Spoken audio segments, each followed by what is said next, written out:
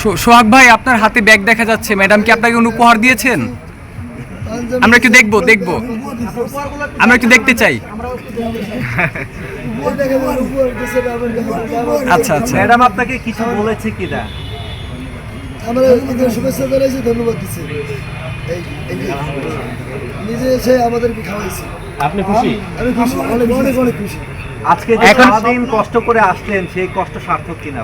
সার্থক, অনেক অনেক সার্থক, সার্থকের বড় সার্থক হয়েছে আমার। এই যে গরুটা আপনি নিয়ে যাচ্ছেন এখন, যেমনটি বলেছে ম্যাডাম আর কি, যে আপনি এলাকায় যেই করবেন, তো এলাকায় কোনো প্ল্যানিং হয়েছে কিনা, এলাকায় নিয়ে কি করতে চাচ্ছেন? বা তারপর বাড়িতে কালকে যাবো, তারপরে আচ্ছা, আমরা যেটি শুনেছি যে আপনি একজন বিএনপির কর্মী, আপনি কি পটুয়াখালী থেকে সম্ভবত আপনি এসেছেন? তো আপনি কি সেখানে কোনো পদে আছেন?